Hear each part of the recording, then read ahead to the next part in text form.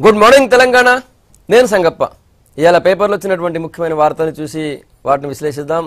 అన్నిట్లో కూడా మన తెలంగాణ రాష్ట్ర సమితి అధ్యక్షుడు, రాష్ట్ర ముఖ్యమంత్రి సీఎం కేసీఆర్ లోక్సభ ఎన్నికల శంకారావం పూరించారు నిన్న కరీంనగర్లో. అదే కరీంనగర్ గడ్డ మీద నుంచి అవసరమైతే జాతీయ పార్టీ కూడా స్టార్ట్ చేస్తానని చెప్పారు. ఇప్పటికే 120 మందిని కూడగట్టినా ఇక 160 మందిని కూడగట్టడం పెద్ద లెక్క కాదని చెప్పారు. సో నెక్స్ట్ నా యాక్షన్ ప్లాన్ అంతా ఢిల్లీ అని చెప్పి సీఎం కేసీఆర్ ప్రకటించారు. అదే అతని అన్ని పేపర్లు కూడా ప్రధానంగా తీసుకున్నాయి. మోస్ట్లీ అన్ని పేపర్లు కూడా అదే బ్యానర్ పెట్టినాయి. ఇక టీఆర్ఎస్ జాతీయ పార్టీ కాబోతుంది అవసరమైతే. వెలుగు చూద్దాం. వెలుగు ఏం రాసిందంటే, యాక్షన్ ప్లాన్ రెడీ, మనదే ఢిల్లీ. 120 మందిని ఇప్పటికీ కూడగట్టినా అవసరమైతే జాతీయ పార్టీ. 16 సీట్లు గెలిపిస్తే కేంద్రంలో చక్రం తిప్పేది మనమే. కాంగ్రెస్ బీజేపీ ముక్త్ భారత్ కావాలి. దేశంలో ఎక్కడో చోట మొగోడు పుట్టాలే, అగ్గి పెట్టాలే. చివరి రక్త బొట్టు వరకు పోరాడతా. దేశ రాజకీయాల్లో పెద్ద పాత్ర పోషిస్తా. కరీంనగర్లో ఎన్నికల శంకారావం పూరించిన సీఎం. తొలి ఎంపీ అభ్యర్థిగా బి వినోద్ పేరు ప్రకటన అంటూ నిన్నటి మీటింగ్ని పబ్లిష్ చేసింది వెలుగు. తర్వాత ఇంకో వార్త, ఇంతకుముందు కేంద్ర మంత్రిగా పనిచేసినటువంటి, కేంద్ర రక్షణ శాఖ మంత్రిగా పనిచేసినటువంటి, ఇప్పుడు మొన్నటిదాకా ప్రస్తుతం గోవా సీఎంగా ఉన్నటువంటి మనోహర్ పారికర్ నిన్న చనిపోయారు. ఆయన కొంతకాలంగా క్యాన్సర్తో బాధపడుతున్నారు. ఆ వార్తను కూడా తీసుకుంది వెలుగు. పారికర్ కన్నుమూత, క్యాన్సర్తో ఆదివారం తుది శ్వాస విడిచిన గోవా సీఎం అంటూ పబ్లిష్ చేసింది. ఇక నెక్స్ట్, అటు జాతీయ స్థాయిలో కూడా రాజకీయాలు హీట్ ఎక్కాయి. ముఖ్యంగా ప్రధానమంత్రి నరేంద్ర మోడీ తన పేరు మార్చుకున్నారు. పేరు మార్చుకున్నారు అంటే నిజానికి పేరు మార్చుకోవాలంటే అఫిడవిట్ అవన్నీ చేంజ్ చేసుకోవాలి, అవన్నీ ఉంటాయి. కానీ ఇప్పుడు అట్లా కాదు, ఇదంతా సోషల్ మీడియా జమానే కదా. అందుకే ఆయన తన ట్విట్టర్ అకౌంట్లో తన పేరు మార్చుకున్నారు. చాయ్వాలా, ఇంతకుముందు చాయ్వాలా అని ఉండేది, ఇప్పుడు చౌకీదార్ మోడీ. నేను దేశానికి కాపలదారు అని పదే పదే చెప్తున్నారు కదా, అందుకే చౌకీదార్ అంటే కాపలదారు, వాచ్మెన్. నేను దేశానికి వాచ్మెన్ అని చెప్పి ఆయన తన అకౌంట్లో పేరు మార్చుకున్నారు. అదొక వార్తను తీసుకుంది. పిఎం అధికారిక ట్విట్టర్ అకౌంట్ పేరు మార్పు అంటూ. తర్వాత ఇప్పటికే కాంగ్రెస్ ఎమ్మెల్యేలు ఒక్కొక్కరుగా వెళ్ళిపోతున్నారు. దాదాపు 100కు చేరింది టీఆర్ఎస్ సంఖ్య. దాంతో కాంగ్రెస్ క్యాడర్ ఏం చేయాలని కన్ఫ్యూజన్లో ఉందంటూ ఒక వార్తను తీసుకుంది. స్పెషల్ స్టోరీ పబ్లిష్ చేసింది వెలుగు. ఏం చేయాలి, కాంగ్రెస్ కార్యకర్తల కన్ఫ్యూజన్. వరుసగా పార్టీని వీడుతున్న నేతలు. ఇప్పటికే కారెక్కిన 6 ఎమ్మెల్యేలు, అదే దారిలో మరో 5-6. అభ్యర్థుల ప్రకటన, ప్రచారం పైన అస్పష్టత. పోటీకి ముందుకు రాని సీనియర్లు. టీఆర్ఎస్ అసంతృప్తులపైనే ఆశలు అంటూ ఒక స్టోరీ పబ్లిష్ చేసింది వెలుగు. అటు ఏపీ రాజకీయాలు కూడా బాగా హీట్ ఎక్కినాయి. అక్కడ అసెంబ్లీ ఎన్నికలు కూడా ఉన్నాయి. దాంతో అక్కడ అటు చంద్రబాబు నాయుడు, ఇటు జగన్ ఇద్దరు కూడా ఎన్నికల ప్రచారంలో బిజీగా ఉన్నారు. నిన్న జగన్ ఉత్తరాంధ్రలో పర్యటన చేశారు. విజయనగరం, విశాఖ జిల్లాలో. మోసబ్ బాబు నమ్మొద్దు, జిత్తుల మారి నక్కతో మనం యుద్ధం చేస్తున్నామని చెప్పి అటు జగన్ అన్నారు. ఇటు చంద్రబాబు నాయుడు కూడా విశాఖ జిల్లాలో ప్రచారం చేశారు. విశాఖ, విజయనగరం జిల్లాలో. జగన్ నమ్మితే జైలుకే, టీడీపీని గెలిపిస్తే ఉద్యోగాలు అని చెప్పి ఈయన చెప్పినాడు. అంతేకాకుండా కేసీఆర్ స్విచ్ వేయకపోతే వైఎస్ఆర్సీపీ ఫ్యాన్ తిరగదని చెప్పారు. అంతేకాదు, దాని కరెంట్ కూడా ఢిల్లీలో ఉందని కూడా చెప్పారు. సో అది కూడా తీసుకుంది వెలుగు. నెక్స్ట్ ఈనాడు చూద్దాం. ఈనాడు కరీంనగర్ టీఆర్ఎస్ సభకు సంబంధించి అవసరమైతే జాతీయ పార్టీ అన్న బ్యానర్తోనే పబ్లిష్ చేసింది. మీరు దీవిస్తే కాంగ్రెస్ భాజపా నుంచి దేశాన్ని విముక్తి చేస్తా అని సీఎం చెప్పినటువంటి పాయింట్. నెక్స్ట్ ఒక special story on TRS. Terasa 100 TRS century కొట్టిందని చెప్పి రాసింది. గులాబీ నీడలో కాంగ్రెస్ ఎమ్మెల్యే వనామా అంటూ తీసుకుంది. మనోహర్ పారికర్ అస్తమయమంటూ ఆయనకు సంబంధించిన వార్తను కూడా తీసుకుంది. ఇంకోటి కాంగ్రెస్ పార్టీ గురించి ఒక స్టోరీ రాసింది. బరిలో సీనియర్లు అన్నటువంటి బ్యానర్తో సీనియర్ నాయకులు బరిలో ఉన్నారని చెప్పి. ఖమ్మం టికెట్ రేసులో ముందున్న రేణుకా చౌదరి, నల్గొండకు ఉత్తమ్, భువనగిరికి కోమటిరెడ్డి పేర్ల పరిశీలన అంటూ స్టోరీ పబ్లిష్ చేసింది ఈనాడు. ఆంధ్రజ్యోతి కరీంనగర్ సభని జాతీయ పార్టీ పెడతా, దేశాన్నంతటినీ ఒక్కటి చేస్తా, ఎన్నికల తర్వాత అవసరమైతే అడుగులు అంటూ ఆ వార్తని పబ్లిష్ చేసింది. నిన్న ప్రియాంక గాంధీ ఒక బహిరంగ లేఖ విడుదల చేశారు. మార్పు కోసమే రాజకీయాలకు వస్తున్నానని చెప్పారు. ఆ వార్తను కూడా ఆంధ్రజ్యోతి తీసుకుంది. నమస్తే తెలంగాణ దేశం తలరాత మారుస్తాన్న బ్యానర్తో కరీంనగర్ సభను పబ్లిష్ చేసింది. అవసరమైతే జాతీయ పార్టీ స్థాపిస్తా, కరీంనగర్ శంఖారావు సభలో సీఎం కేసీఆర్ సంచలన ప్రకటన అంటూ పబ్లిష్ చేసింది. ఇవి ముఖ్యంగా ఉన్నటువంటి వార్తలు. ఇంతకుముందు పత్రికల్లో వచ్చిన వార్తలు చూసాం. అన్నిట్లో కూడా సీఎం కేసీఆర్ నిన్న కరీంనగర్లో ఒక సంచలన ప్రకటన చేశారు.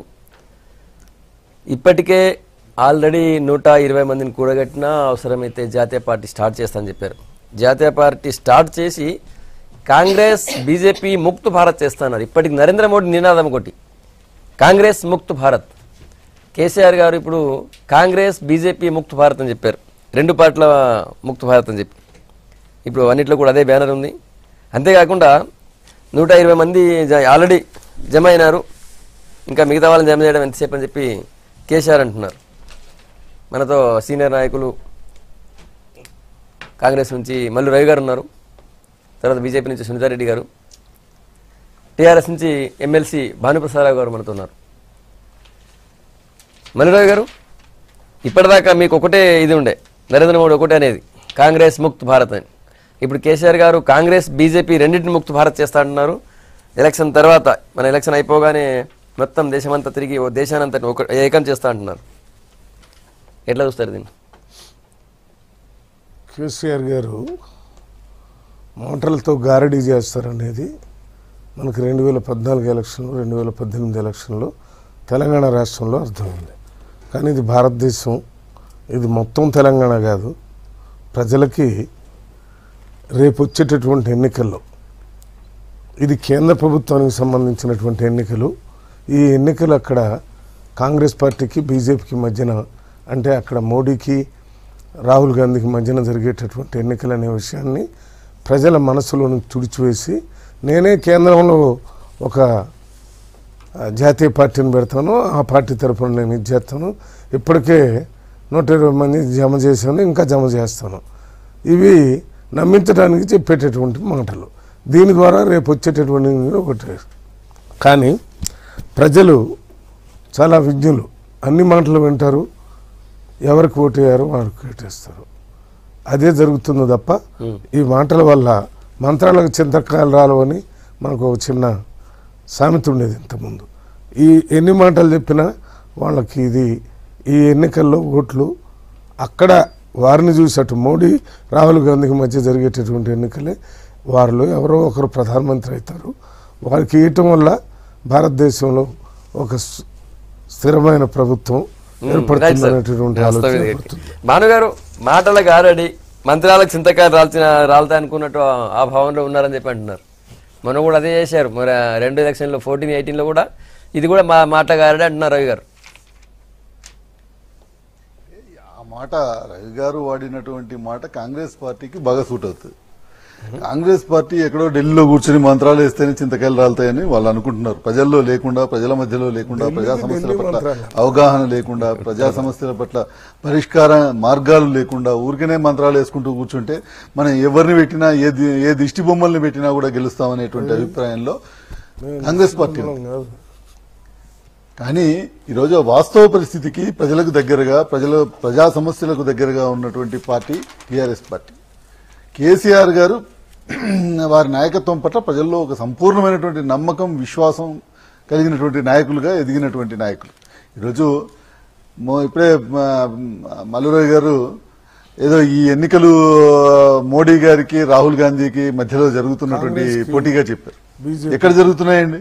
అతిపెద్ద రాష్ట్రమైనటువంటి యూపీలోనే మోడీ గారికి రాహుల్ గాంధీ గారికి మధ్యలో ఈ పోటీ జరగట్లేదు. మధ్యప్రదేశ్లో ఈ పోటీ రాహుల్ గాంధీ గారి మధ్యలో, తర్వాత మోడీ గారి మధ్యలో జరగట్లేదు.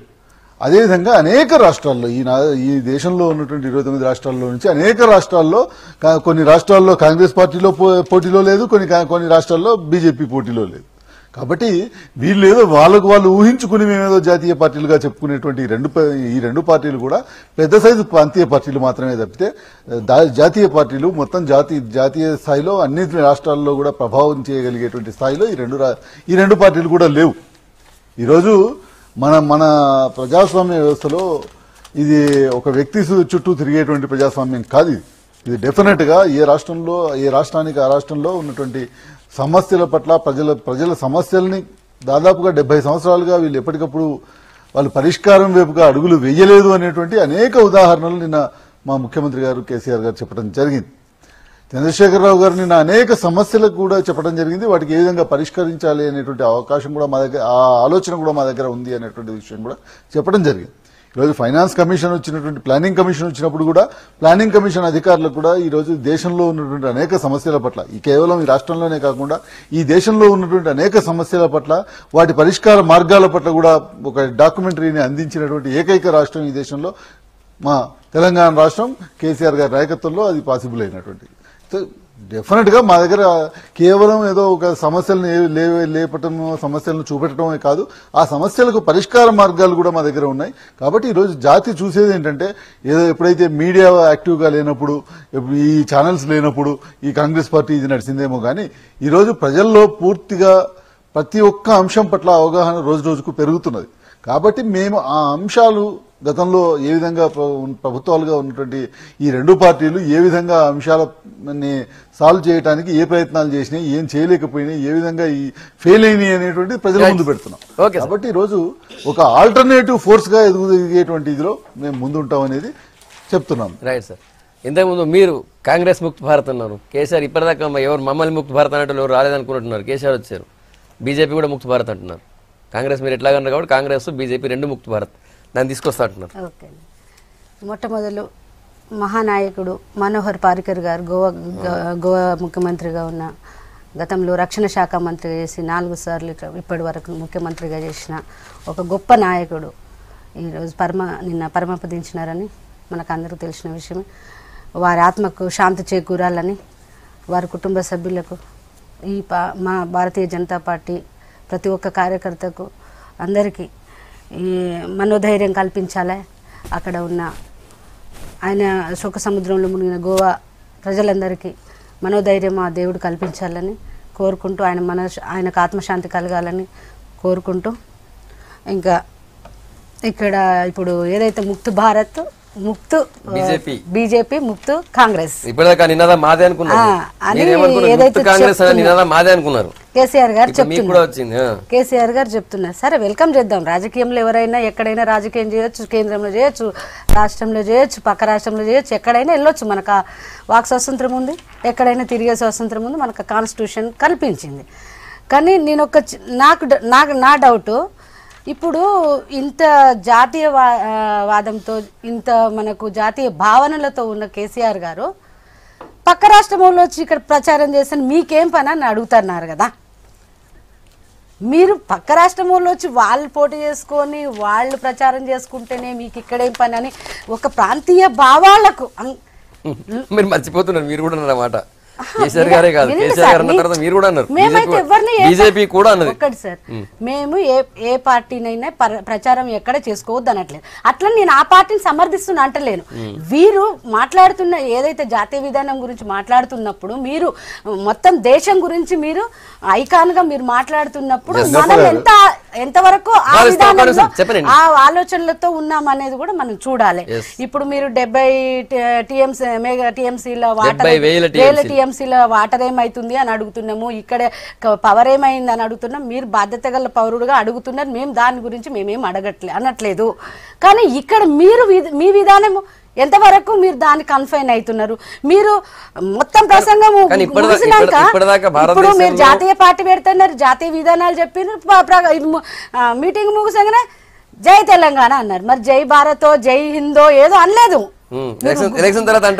వినండి, అంటే మనం జాతీయ భావం చెప్పడం కాదు, మనం అసలు యాక్చువల్ గా మీరు మాట్లాడేదే ఒక సంకుచిత భావంతో, ఒక ఈ ప్రాంతానికి పరిమితమై మాట్లాడుతూ జాతీయ పార్టీలైన వాళ్ళని విమర్శిస్తూ వాళ్ళ ముక్త భారత్ చేస్తామనడం ఎంత వరకు కరెక్టో నాకు తెలియదు.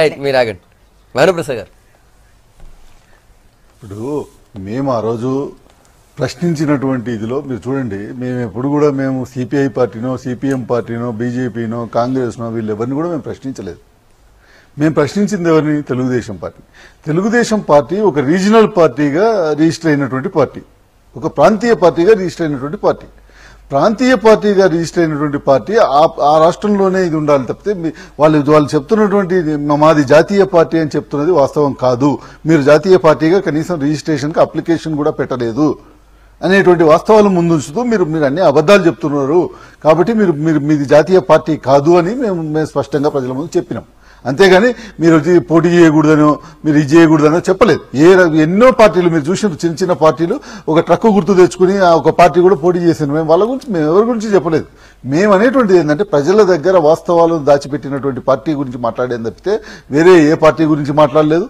ఒక ప్రాంతీయ పార్టీగా ఉంటూ వాళ్ళు తప్పుడు విధానాలతో తప్పుడు ఆలోచనతో తప్పుడు ప్రజలకు తప్పుడు సమాచారాన్ని ఇస్తూ మాది జాతీయ పార్టీ అని చెప్పినటువంటి పార్టీని మాత్రమే మేము ప్రశ్నించాం. అంతకు మించి వేరే ఏ రాజకీయ పార్టీని మేము ప్రశ్నించలేదు. తప్పకుండా తెలంగాణ అనేటువంటిది భారతదేశంలో అంతర్భాగమే. భారతదేశం జై తెలంగాణ అంటే జై భారత్ అన్నట్టే, దాంట్లో ఎటువంటిది లేదు. ఈ రోజుటి వరకు మేము రీజనల్ పార్టీగానే ఉన్నాం, తెలంగాణ ప్రాంతీయ పార్టీగానే ఉన్నాం. డెఫినెట్ గా తెలంగాణలోనే మా క్యాండిడేట్లు కూడా పోటీ చేస్తున్నారు. డెఫినెట్ గా మేము ఒక ఫెడరల్ ఫ్రంట్ గా ఈ దేశంలో ఉన్నటువంటి అనేకమైనటువంటి సమస్యలకు పరిష్కరించేటువంటి దిశగా అడుగులు వేసేటువంటి ఇదిలో మా దగ్గర పరిష్కారానికి సంబంధించినటువంటి అవకాశాలు ఆలోచన ఉంది. కాబట్టి మనందరం కలిసి పనిచేద్దాం అనేటువంటి ఇదిలో మేము ముందుకు వస్తున్నాం.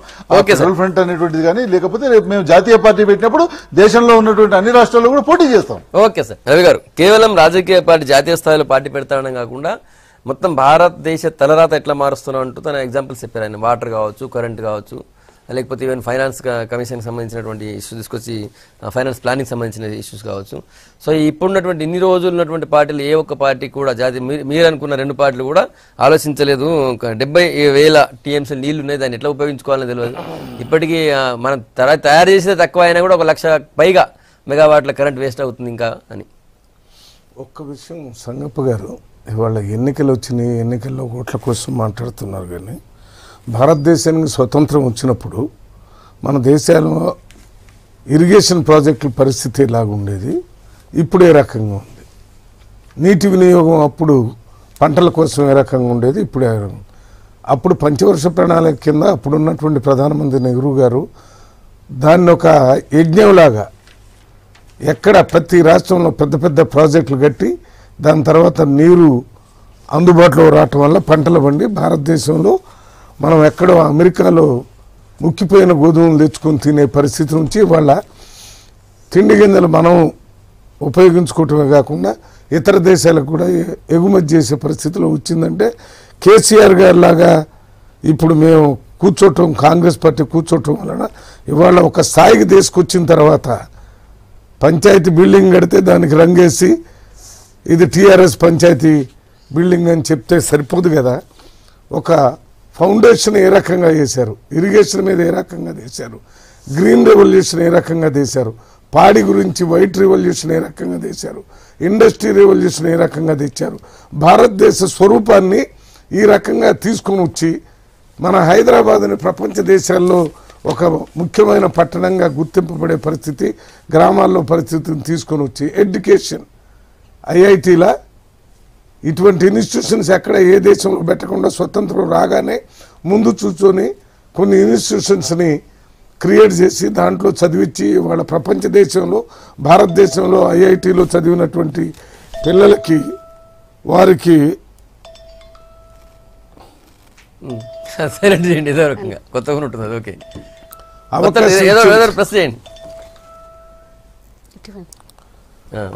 చెప్పండి సార్. వారికి అవకాశం ఇచ్చే విధంగా ఇవాళ భారతదేశంలో ఈ పరిస్థితులు ఏమీ లేవు, నాకు కనపడటం లేదంటే మనకు తెలుసు. ఇవాళ మీరు ముఖ్యమంత్రిగా అయిన తర్వాత మీరు ఇచ్చినటువంటి వాగ్దానాల్లో 2 గదులు ఇండ్లు కానీ, 12% రిజర్వేషన్ కానీ, 3 ఎకరాల భూమి కానీ, లేకపోతే KG to PG కానీ ఇవన్నీ చేయలేకపోయారని అంటే మీరు అప్పుడే ఎందుకు చేయలేదు? కొన్ని చేస్తాం, కొన్ని చేయమని చెప్తున్నారు. మరి వాళ్ళ కాంగ్రెస్ పార్టీ కానీ ఇతర పార్టీలు కానీ అధికారంలో ఉన్న వాళ్ళు కొన్ని చేశారు, కొన్ని చేయలేదు. నువ్వు వచ్చి ఇక్కడ ఏమి చేసావో ప్రజలకు చెప్పాలి, మీ దగ్గర ఏం లేదు. ఇప్పుడు చెప్పండి భాను గారు, ఇప్పుడు చెప్పండి. ప్రతి మీరు జాతీయ పార్టీ పెడతా, ఇప్పుడు జాతీయ పార్టీ పెట్టి నెల రోజులు కూడా లేవు, 20 రోజులు ఉన్నాయా? 20 రోజుల్లో జరిగేటటువంటి ఎన్నికల్లోనే నువ్వు ప్రభుత్వాన్ని నేను జాతీయ పార్టీ జాతీయ కూటమి అది ఏదో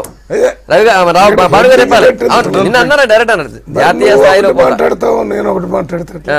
అక్కడ వారు చెప్పింది కేసీఆర్ గారు ఆనరబుల్ ముఖ్యమంత్రి గారు ఏం మాట్లాడారో అది మాట్లాడారు. భానుగారు దీని మీద కరెక్ట్ క్లారిటీ ఇవ్వాలి. అన్ని రాష్ట్రాలలో పుల పెట్టొచ్చినారు. రెండు విషయాలు చెప్పడం జరిగింది. ఒకటేమో ఈ ఎన్నికల్లో ఆల్రెడీ కొన్ని పార్టీలతో ఒక ఒప్పందానికి వచ్చాము, కొంతవరకు ముందుకు వెళ్ళాము, ఒక ఒప్పందానికి వచ్చాము, ఇప్పటికే ఒక కూటమిగా ఏర్పడేటువంటి దిశలో ముందంజ వేసామనేది ఒకటి చెప్పారు. రెండవది రాబోయే రోజుల్లో దేశ రాజకీయాలలో ఒక ప్రధానమైనటువంటి భూమిక పోషించడానికి జాతీయ పార్టీ పెడతామని చెప్పారు. రెండు చెప్పారు. సో ఈ ఎన్నికలకు సంబంధించినటువంటి విషయంలో వచ్చేప్పటికి మేము ఫెడరల్ ఫ్రంట్ ద్వారా దేశంలోని అనేక రాజకీయ పార్టీలతోని ఒక ఎజెండా ద్వారా దేశ ప్రజల ముందుకు రాదలుచుకున్నాం. ఒకటి రాబోయే రోజుల్లో డెఫినెట్ గా నేషనల్ పార్టీగా దేశ రాజకీయాలను ప్రభావితం చేస్తామనేటువంటిది స్పష్టంగా చెప్పారు. అందులో ఇది లేదు. ఇక్కడ ఒక్కటి మనం ఆలోచించుకోవాల్సినటువంటిది ఏంటంటే మల్లురావు గారు చెప్పినటువంటి ఇదిలో అసలు ఏం జరగలేదా అంటే డెఫినెట్ గా జరిగింది. కానీ నేను జరగలేదు మనకంటే తర్వాత స్వాతంత్రం వచ్చినటువంటి జరిగిందంటారు ఆయన కూడా. ఏం జరిగింది అనేది మనకంటే తర్వాత ఆర్థికంగా కొద్దిగా ఎదుగుదల ఉన్నటువంటి దేశాలు ఈ రోజు ఆ దేశాలు ఏ స్థాయిలో ఉన్నాయి, మనం ఏ స్థాయిలో ఉన్నాం. మనకంటే వాళ్ళు ఎందుకు వేగవంతంగా డెవలప్ అయినటువంటి పరిస్థితులు ఉన్నాయి.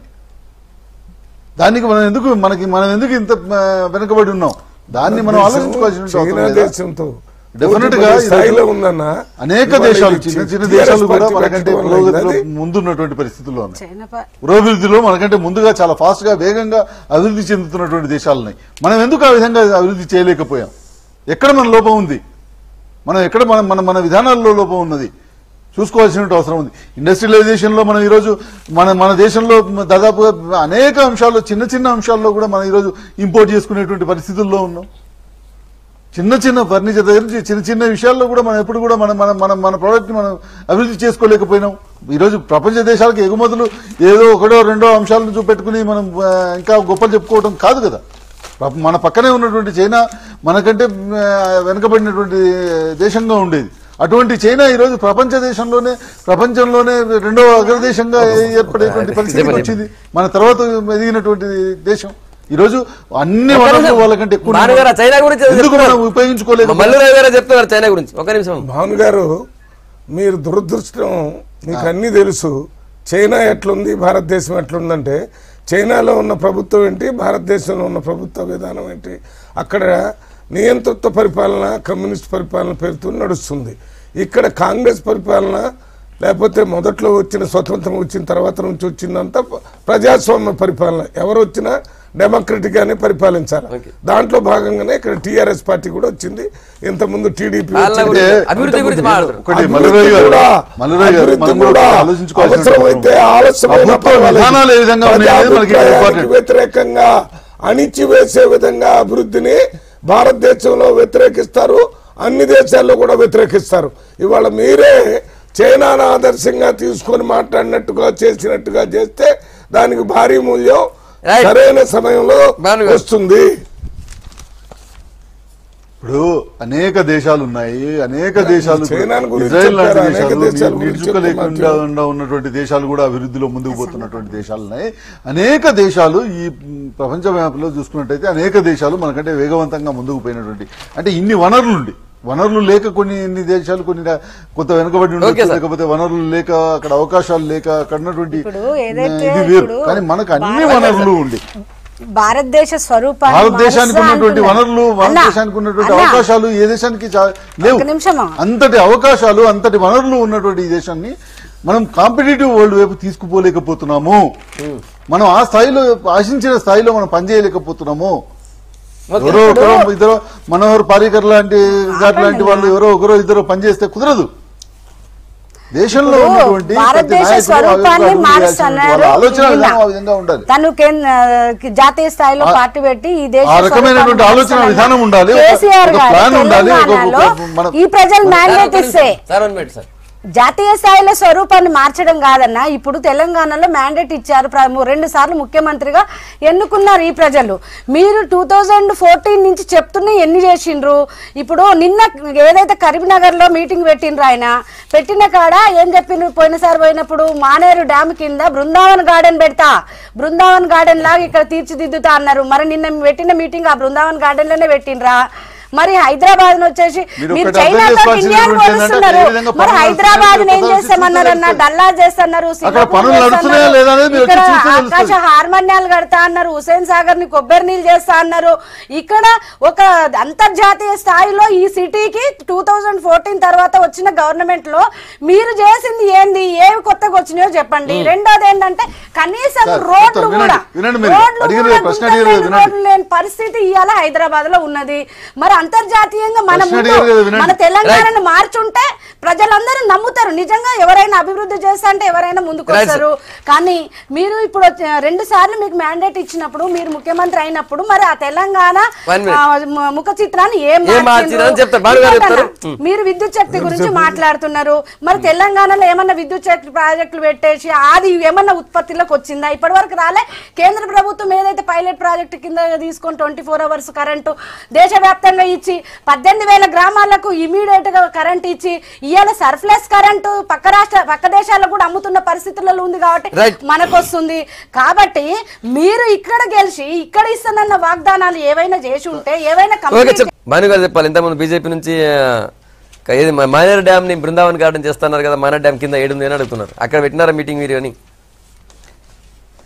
ఇప్పుడు అక్కడ ఒకసారి వచ్చి చూసినట్టయితే అక్కగారు తెలుస్తుంది. అక్కడ ఒక రోప్ వే బ్రిడ్జ్ నిర్మాణం నడుస్తుంది. అక్కడ దాదాపు 7-8 చెక్ డ్యామ్స్ వర్క్ నడుస్తున్నది. ఇవన్నీ ఒక క్రమ పద్ధతిలో పూర్తిగా దానికి సంబంధించినటువంటి వర్క్ పూర్తి స్థాయిలో నడుస్తుంది. దాని పక్కనే ఒక సాఫ్ట్వేర్ పార్క్, ఐటీ పార్క్ సంబంధించినటువంటి వర్క్ నడుస్తుంది. ఇవన్నీ కూడా వారికి పూర్తిగా అవగాహన లేదు. కరీంనగర్కి వచ్చి ఒకసారి చూసినట్టయితే ఏ రకమైనటువంటి అభివృద్ధి జరుగుతుంది అనేది చూస్తే వారికి అవగాహన వచ్చేటువంటి పరిస్థితి ఉంటుంది. అక్కడ దానికి సంబంధించిన వర్క్స్ జరగట్లేదు అనేటువంటి భావనలో వారు ఉన్నట్టున్నారు. కానీ బట్ ఒకసారి నేను మా అక్కగారిని ఒకసారి కరీంనగర్ రావాలని ఆహ్వానిస్తున్నాను. వచ్చి ఒకసారి వాటన్నిటిని కూడా ఆ వర్క్స్ అన్నింటిని కూడా పరిశీలించాల్సిందిగా కూడా కోరుతున్నాను. ఇక రెండోది వారు చెప్పినటువంటి ఇదిలో ఈ రాష్ట్రంలో ఈ 4.5 సంవత్సరాలుగా మీరు ప్రభుత్వం ఉంది కదా, ఏం చేసిండ్రు అని అడిగారు. నిన్న ముఖ్యమంత్రి గారు ఇచ్చేటువంటి స్పీచ్ లో అది కూడా చెప్పారు. ఏ రంగాల్లో ఈ రాష్ట్రం నెంబర్ 1 ఉంది, ఏ రంగాల్లో ఈ రాష్ట్రం నెంబర్ 2లో ఉంది అనేటువంటిది కూడా చెప్పడం జరిగింది. దేశంలోనే కొన్ని చాలా అంశాల్లో దాదాపు 17-18 అంశాల్లో ఈరోజు నెంబర్ 1 స్థాయికి ఈ రాష్ట్రం ముందుకు పోగలిగింది. ఈరోజు విద్యలో మీరు ఏం చేసినారు, KG to PG అన్నారు, ఏమైంది అని అడుగుతున్నారు. ఈరోజు మేము రాకముందు పుట్టగొడుగులుగా వెలిసినటువంటి చిన్న చిన్న షెడ్లలో ఉన్నటువంటి ఇంజనీరింగ్ కాలేజీల యొక్క ఉన్నత ప్రమాణాలను పెంచడంలో ఏ విధంగా ఈ ప్రభుత్వం ఒక స్ట్రింజెంట్ యాక్షన్ తీసుకున్నది అనేటువంటిది ఈ రాష్ట్ర ప్రజలకు తెలుసు, దేశ ప్రజలకు తెలుసు. అదేవిధంగా ఎన్ని రెసిడెన్షియల్ స్కూల్స్ ప్రారంభించడం జరిగింది. ఈరోజు రెసిడెన్షియల్ స్కూల్స్ లో ఏ విధమైనటువంటి స్ట్రెంత్ ఉంది, అక్కడ ఏ రకమైనటువంటి విద్యా అవకాశాలు కలుగుతున్నాయి అనేటువంటిది అటు మైనారిటీస్లకు కావచ్చు, ఇటు బీసీలకు కావచ్చు, అటు ఎస్సీలకు కావచ్చు, ఏ రకమైనటువంటి మైనారిటీ రెసిడెన్షియల్ స్కూల్స్ ప్రారంభించాం దేశంలో ఎక్కడా లేనటువంటి విధంగా అనేటువంటిది కూడా అక్కడ గమనించాల్సినటువంటి అవసరం ఉన్నది. అదేవిధంగా పవర్ సిచ్యువేషన్ ఈ రాష్ట్రంలో ఏ విధంగా ఉంది, పవర్ అంతకు ముందు ఉన్నటువంటి పవర్ తీసుకొచ్చాము చేశాం. దాదాపు 4,000 మెగావాట్ల సోలార్ పవర్ ని మేమే ఉత్పత్తి చేశాం. కొత్తగా మేము వచ్చిన తర్వాతనే ఉత్పత్తి చేయడం జరిగింది. అదేవిధంగా అనేక ప్రాజెక్టుని ఏదో పేరుకు మాత్రమే ప్రారంభించి ఫౌండేషన్ స్టోన్లు మాత్రమే వేసినటువంటి ప్రాజెక్టులన్నింటినీ కంప్లీట్ చేసినాం, వేగవంతంగా కంప్లీట్ చేసినాం. దాదాపు పెద్ద ఎత్తున ఇంకా ఈరోజు యాదాద్రి పవర్ ప్రాజెక్టుకి సంబంధించినటువంటి ఇదిలో పెద్ద ఎత్తున వర్క్స్ నడుస్తున్నవి. అదేవిధంగా ఈరోజు మీరు ఎక్కడ దేశంలో ఎక్కడా లేదు, పవర్ కట్టే లేదు, ఎక్కడ అంతటా కూడా పవర్ ప్రాబ్లం లేదని అంటున్నారు కదా. గోదావరికి ఇటువైపున ఉన్నటువంటి తెలంగాణలోకి, గోదావరికి అటువైపున ఉన్నటువంటి తెలంగాణలో, అటువైపు కూడా గోదావరి దాటగానే వచ్చేటువంటి తెలంగాణలో గడిచిరోలు జిల్లా కానివ్వండి, అటు చంద్రపూర్ జిల్లా కానివ్వండి, అక్కడికి ఒక్కసారి మీరు బీజేపీ పాలిత రాష్ట్రం అది, అక్కడికి ఒక్కసారి పోతే మీకు ఎన్ని గంటలు అక్కడ పవర్ ఉంటుంది, ఎన్ని గంటలు పవర్ ఉండట్లేదు అనేది తెలుసు. ఆ గ్రామాలన్నీ కూడా ఈరోజు మమ్మల్ని కూడా తెలంగాణలో కలపండి అని ఎందుకు కోరుతున్నాయో మీరు ఒకసారి చూసుకోవాల్సిన అవసరం. ఈరోజు మీరు చెప్పినట్టుగా భారతదేశం గొప్పగా ఉన్నటువంటి మహారాష్ట్రలో పెద్ద ఎత్తున పవర్ కట్లు ఉన్నాయి. దేశంలో ఏ ఒక్క రాష్ట్రంలో మీరు అడిగిన ప్రశ్న కంప్లీట్ చేయండి. ఈరోజు రైతులకి 24 గంటల పవర్ హైదరాబాద్ నగరంలో 40 పార్టీ ఈ విధంగా చెప్పుకుంటూ పోవాలంటే ఈ రోజు సాయంత్రం వరకు నేను 4.5 సంవత్సరాల్లో సార్, నాకు టైం లేదు. సాయంత్రం దాకా నాకు 2 నిమిషాలు 3 నిమిషాలు టైం ఉంది. ఏదో ఏమి జరగలేదు కదా అనేటువంటి ఇదిలో అన్ని మాట్లాడుతున్నారు. రాష్ట్రాల్లో ఇవాళ మిగులు కరెంట్ ఉంది, మిగులు కరెంటు. పక్కన దేశాలకు అమ్ముతున్నాం సార్. పక్కన మహారాష్ట్రలో బంగ్లాదేశ్ అమ్ముతున్నాం, మన పక్కన దేశాలకు అమ్ముతున్నాం. కరెంటు కొనే పరిస్థితి మనం ఇంత ముందు చేసాం, ఇప్పుడు కూడా ఉంది. ఇవాళ ఉన్న పరిస్థితులకు కారణం ఏంటంటే, ఒకప్పుడు మన్మోహన్ సింగ్ గారు ప్రధానమంత్రిగా ఉన్నప్పుడు మొత్తం అన్ని రాష్ట్రాల్లో కొత్తగా కరెంటు ఉత్పత్తి చేయడానికి కావలసినటువంటి ప్రాజెక్టులన్నీ మొదలు పెట్టారు. అవి పూర్తయినాయి. దాంట్లో వచ్చిన కరెంటు వల్ల ఇవాళ అన్ని రాష్ట్రాల్లో మనం దాన్ని అన్ని రాష్ట్రాలు మీలాగా మార్కెటింగ్ చేయటం లేదు. మీరు చెప్తున్నారు మాకు, మీరు పాలించే రాష్ట్రాల్లో ఎందుకు 24 గంటలు ఏ ప్రాజెక్టు కొత్తగా చేయటం వలన ఈ కరెంట్ గ్రామీణ ప్రాంతాల్లో 24 గంటలు కరెంట్ ఎందుకు ఇవ్వట్లేదు? 24 గంటలు ఉచితంగా ఏ రాష్ట్రాలు ఇస్తారు? 24 గంటలు వాడుతున్న రైతులను చూపించండి. ఎక్కడ 24 గంటలు రైతులు వాడతారు? ఇప్పుడు నీళ్లు రాత్రి 2 గంటలు పోయి రైతుని నీళ్లు ఎక్కడున్నాయి? కరెంట్ రాత్రి 2 గంటలకు పోయి మోటార్ వేసుకోవాలా రైతు? లేదు, నేనేమంటున్నా, మనిషి చనిపోయిన తర్వాత 10వ రోజు 11వ రోజు అని చెప్పి దానికి ఖర్చు పెట్టి ఎంతమంది పాములు కూడా చనిపోయారు, ఎంతమంది మోటార్లు కలిసి చనిపోయారు, ఎంతమంది ఏ రైతు మీ పాలనలో ఎంతమంది మోటార్లు కలిసి చనిపోయారు, ఎంతమంది చనిపోయారు, ఏం చేసిన రైతులకి? రైతాంగానికి ఎప్పుడైనా ఒక రోజున ఒక పనైనా చేశారా? కూడా అవగాహన ఉంది కదా. ఈ కమిషన్ ఆ కమిషన్ అని చెప్పి తప్పించుకున్నారు తప్పితే ఏ కమిషన్ ఇచ్చినటువంటి రిపోర్ట్ అయినా మీరు అమలు చేసిరా? స్వామినాథన్ కమిషన్ ఇచ్చినటువంటి రిపోర్ట్ ని కాంగ్రెస్ పార్టీ అమలు చేసిందా? 7 గంటలో 9 గంటలో ఏదికి పనికిరాదు కాంగ్రెస్ పార్టీ. ఒప్పుకుంటా. ఆ కరెంటు ఉపయోగించుకుని రైతులు పంట పండిస్తున్నారు. 24 దేనికి ఇస్తున్నారు? ఆయన ఇష్టం వచ్చినప్పుడు పోయి వేసుకుంటాడు. ఆయన ఏమిటి ఇష్టం వచ్చినప్పుడు వేసుకున్నాడు దాంట్లో. రైట్ సార్, ఒక ముఖ్యమంత్రిగా ఉండి ఏ మాట అంటే ఆ మాట మాట్లాడొచ్చా సార్? సన్నాసి నా కొడుకులు అది ఇది అని అంటారు. ఇంకొకటి, దేశ ప్రధాని మీరు కలిసొచ్చు, చాలా సమస్యలు మీరు డిస్కస్ చేయొచ్చు, రాష్ట్రాల గురించి దేశం గురించి తప్పలేదు. కానీ నేను వచ్చేసి ఏం మాట్లాడింది సార్? ఆయన అగ్గి మీద గుగ్గిలం అయిపోయి ఇంకా కాసేపు అయితే కొడదాం అనుకున్నా. ఏం సార్ ఆ మాటలు? ఎవరన్నా కొట్టడం ఒకటి తక్కువ వచ్చింది నాకు. ఇది ఎంతవరకు కరెక్ట్ అన్నా ఈ ప్రజాస్వామ్యంలో మీరు చెప్పండి. ఈ మాట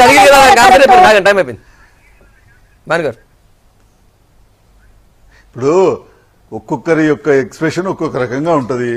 ఇప్పుడు అక్కడేమో మోడీ గారేమో రాహుల్ గాంధీని పప్పు అనొచ్చు, లేకపోతే రాహుల్ గాంధీ గారు మోడీ గారిని దొంగ అనొచ్చు.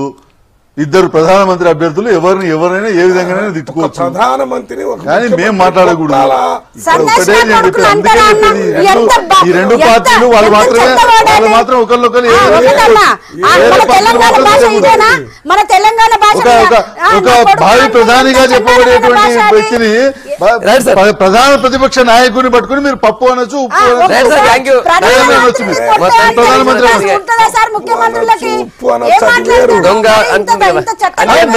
మీరు ప్రధానమంత్రి ఎవరైనా ఏదైనా అనొచ్చు.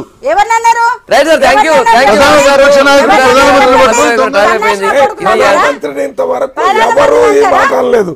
ఒక ప్రధానమంత్రి మోడీ కాదు, రాహుల్ గాంధీ కాదు, ప్రధానమంత్రి మోడీ గారిని పట్టుకుని ప్రధాన ప్రతిపక్ష నాయకుడు, ఒక అతి ముఖ్యమైనటువంటి ప్రధాన ప్రతిపక్ష నాయకుడు మోడీ గారిని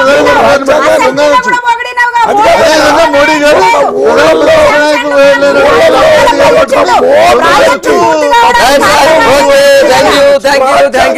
ముగ్గురు కూడా థ్యాంక్ యూ. రేపు మళ్ళీ కలుద్దాం. ముగ్గురికి ధన్యవాదాలు. రేపు పొద్దున ఇదే టైం కలుద్దాం. Stay tune.